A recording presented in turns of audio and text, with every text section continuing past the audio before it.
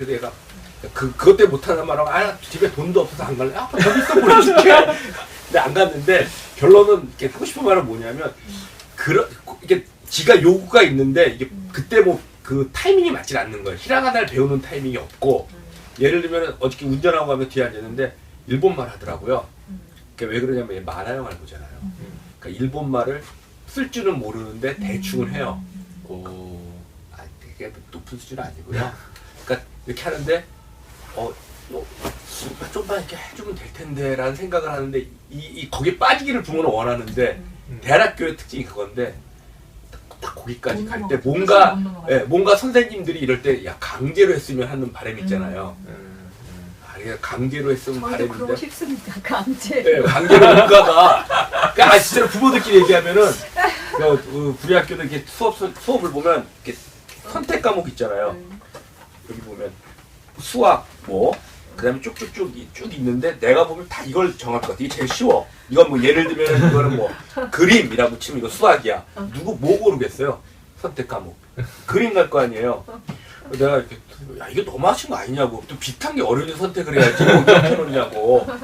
농담을 진담을 했는데 이게 저희가 지난 몇 년간 계속 고민해오던 네, 부분이에요. 그러니까 빠져나갈 수 있는 그러니까 선택과 자유라는 이름으로 빠져나갈 수 있는 구멍을 대안학교에 너무 많구나 이런 생각을 하면서 요번에 이제 고등교육과정 짜면서 이제 그거를 줄인다고 이렇게 막 줄인 거죠. 그래서 뭐 필수 교과목이 많이 늘어나고 이러니까 이제 선택을 줄이고 네. 필수를 늘리고 그리고 강제를 하고 있네. 그러니까 사실은 처음에 이제 교육과정 짜면서 3대 3을 생각을 했죠. 저희는 인문학 3, 자연과학 3, 예술 3 이렇게 했는데 문제는 예술 3이 아니에요. 아이들한테 사춘기 아이들한테 주는 3은 예술은 한 5나 7 정도 되는 거예요.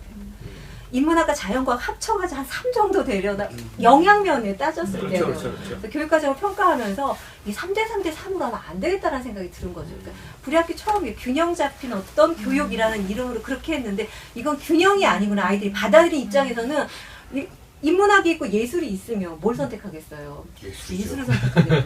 우리는 그거를 예상하지 못했던 거죠. 아이들은 다양하게 즐길 거라고 생각을 했는데 아이들은 그렇게 자기가 편한 길을 아주 잘 찾아 나가더라 라는 생각을 하면서 예술도 이런 거죠. 이렇게 좀 그나마 좀 예술 수업도 이렇게 사진 선생님 같은 경우에는 막 매주 숙제를 내줘요. 매주 나가서 사진을 찍어오는 거를 내줘. 그러니까 숙제를 2번 안 해오면 그 수업에서 쫓겨나요. 우리가 쫓겨났어요. 쫓겨났죠, 미국아. 그래서 쫓겨나 뭐예요? 놀아요. 밖에서 그냥 빈둥거려야 돼요. 이런 일이 생기니까 그 다음에 그걸 안 하는 거죠. 그러면 널널한 선생님이 있는 반으로 또 찾아가는 거예요. 그리고 사진 수업을 안 하고 이런 현상들을 보면서 이게 선택을 하고 그 선택에 대한 책임도 네가 져야 돼 라고 얘기하는데 아이들이 물론 책임은 지는 거죠. 아무것도 안 하는 걸로 책임을 지는 거죠. 이런 과정들을 겪으면서 참 이걸 어떻게 적절한 수위로 그렇다고 해서 모든 것을 필수로 놔두고 아이들이 선택을 전부 존중해주지 않고 너희들이 이거 짜여진 것만 해 이럴 수도 없는 거잖아요. 그래서 그것들을 조정하기 위한 것들이 사실 굉장히 어렵고 고민되는 지점이죠. 그러니까 부러워하는 애들이 있잖아요. 어떻게 좀 열심히 할까? 뭐든지 열심히 하는 애들이 있어요. 네? 그러니까 저희 애가 이렇게 걔한테 전화 오면 무릎 꿇고 전화 받는데 이렇게 전화 받는데 그러니까 그분이 전교 회장님이시고 여기 아드님이 전교 부회장님이세요. 그러니까 회장님 전화주세요. 그러니까 뭐냐면 맨날 좋겠다. 민우는 성격 짱이지만 성격 성격하네. 성격은 근데 그러니까 이런 것들이 이렇게 부러운 거죠. 왜냐하면 그러니까 대안학교를 보낸 부모들 입장에서는 얘가 그러니까 막 공부하는 게 아니라 막 좀 이렇게 막 즐기면서 이렇게 집에서 PC방에서 PC 하거나 이런 게 아니라 어쨌든 저희 스스로가 그 지난 2학기 때 6년의 어떤 교육과정을 평가하면서 아이들의 이야기도 들어보고 학부모님들의 이야기도 들어보고 그리고 저희 스스로를 이렇게 평가하는 과정 속에서 그 좀 다양하게 우리 학교에 참 많이 배웠는데 뭔가 한 가지 푹 빠져본 경험이 없다라는 평가를 내린 그 명이 사실은 되게 좀 뼈가 아팠어요. 누가 얘기해요? 학생? 고등학교 2학년 작년 이 졸업반 네, 아이들이 그 친구들 사실 굉장히 대부분의 아이들이 에너지틱하고 합리적이고 그런 친구들이에요. 그리고 정말 뭐든 하나 던져주면 정말 막 그걸 물고 뜯고 해가지고 뭔가 결과물을 내는 멋있는 친구들인데 그런 평가를 했을 때 사실은 다른 어떤 평가보다도 제일 가슴이 아팠던 평가였던 것 같아요. 그래서 아 그렇구나, 이 아이들이 많은 것을 준다고, 다양한 것을 준다고 다는 아니구나라는 것도 좀 많이 느끼게 됐던 것 같고, 그렇다고 해서 우리 학교의 어떤 교육과정의 장점이 뭐 없다 이런 건 아니고요. 어쨌든 평가를 했던 과정 속에서 나왔던 부분들 중에 이제 그런 것들이 좀 개편하는 데 있어서 이렇게 좀 필요한 부분들을 주는 것과, 그리고 좀 깊이 몰입해 볼 수 있는 그런 시간들을 주기 위해서 이제 고등 집중 프로젝트라든가 이런 수업들이 좀 새로 만들어지게 된 부분이죠. 근데 초등은 학생들한테 뭐지? 교육 과정에 대해서 뭐 물어보기도 좀 쉽지 않을 것 같고.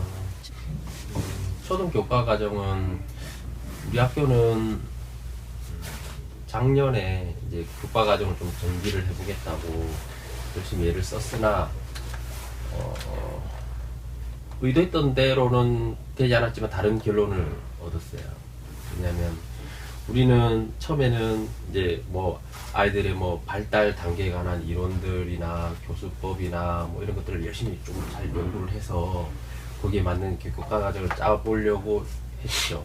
근데 이제 인력도 부족하고 그다음 연구할 시간도 없고 나도 팀 있는 것도 아니고 아이들 계속 이제 만나야 되고 그렇게 하다가 몇 번 이제 하다가 이제 잘 안 돼서 결론은 이제 우리가 경험했던 것들 이 지금 현재 우리가 교육 과정을 짜는 데서 제일 큰 무기가 아닌가 이제 그렇게 결론을 내렸고, 그래서 하면서 쌓인 경험들을 정리하면서 이제 한 과목 두 과목씩 이제 교과 과정을 정리하는 쪽으로 이제 했고, 그래서 방학 때 이제 몇 과목을 했고, 그래서 몇몇 과목들은 이제 좀 잘 안정이 돼 있고 우리 학교에서 하는 우리 학교를 대표할 만한 그런 수업들 이런 것도 좀 이제 정해져 있고, 아직 몇몇 과목들은 아직 좀 잘 안 정해져 있고. 조건이 조금 다른 게 선생님이 몇 분이죠? 몇 분이요? 저희는 14명. 14분. 우리는 4명. 네. 여기 5개 학년, 여기 6개 학년인데. 그러니까 겨울방학 때 논의하면서 제일 고민했던 게 그거였어요. 특히나 이제 어쨌거나 기초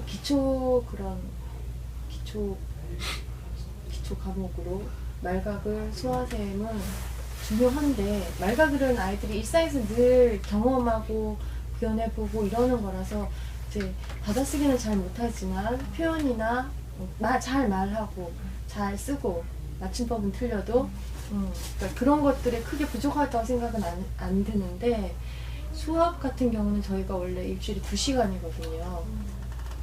수화샘 일주일에 2시간이니까 즐거운 수학을 할 수가 없는 거예요. 그 재미있는 수학, 숫자를 가지고 재미있게 놀 수 있는. 그래서 어떻게 할까 막 이제 논의를 하다가 시간을 1시간 늘렸어요. 근데 이제 1시간 늘리고 이제 수업을 시작해야 될 때가 왔죠. 근데 고민이 되는 거예요. 수학생을 1시간 늘려도 저는 수학이 힘든 애들은 재미없는 애들이 있을 거라고 생각해요. 동기 유발하고 그다음에 거기서 성과를 느끼고 그 성취감을 키우고 그다음 자존감 키우고 이런 것들이 있을 수도 있는데 또 잘못 이렇게 하면은 그거 자체가 우리가 왜 이 교육을 하는가 하는 거하고 좀 막 헷갈려 버리는 상황들이 생기잖아요. 또 하나는 이제 그래서 수화샘을 계속 고민하면서 제가 지금 생각하는 거는 뭐냐면 과정이에요. 과정. 그러니까 그 수화샘뿐만이 아니라 모든 과목이 그런데 처음에 왔을 때는 아이들한테 뭘 가르쳐야 되는 목표가 있잖아요. 그걸 집어넣어야 돼. 그래서 저는 가르쳐 본 적이 없어서 그냥 되게 자연스러운 생활 그래서 이걸 넣는 그러니까 이게 딱 던져서 이거니까 이거야. 그것밖에 없었어요. 뼈대 그러니까 되게 앙상하고 이랬었는데 아이들이 이제 이렇게 시간이 좀 지나면서 보니까 그 과정에서 배우는 것들이 굉장히 많더라고요. 초등 과정에서 저는 교육 과정이나 뭐 저는 제가 생각하는 핵심은 그 그러니까 그 에너지를 그대로 키워가는 거 하고 자세요. 배우고 싶다는 자세, 배움에 임하는 정성 그런 것들을 잘 갖추는 게 저는 제가 생각하기엔 핵심이라고 생각해요. 뭘 많이 이까지 배워가는 게 아니라 그래서 부담이 없죠. 자세가. 근데 처음에 이제 지금 부리로 간 아이들 같은 경우는 저희가 정리가 잘 안 돼 있었어요. 많은 것들이 어수선하고 그러니까 제일 어수선해요. 제가 보기에는. 근데 이제 아이들이 저희도 이제 6년이 지나고 원래 이제 그 7기가 들어오는 거잖아요. 점점 약간씩 다른데 그런 배움에 임하는 자세, 정성, 수업 분위기 이런 것들이 달라요. 이게 교과 과정을 갖춘다는 게 저는 꼭 이렇게 막 뭘 이까지 우리는 가르칠 수 있어 배울 수 있어 이게 아니라고 생각하거든요. 그런 마음들, 열망들, 자세들이 이렇게 스스로 점검되어지고 갖추어지고 이렇게 만들어 나가는 거 그게 되게 중요하지 않을까. 특히나 초등 단계에서는 그렇게 생각해요. 아까 잠깐 말씀드렸는데 호준이가 맞춤법을 못 쓰는 거에 대해서 굉장히 충격적이에요. 사실 솔직히는 저는 제가 초등 과정을 마치면서 이 아이한테 기대했던 게 아까 말씀드렸던 많지는 않거든요.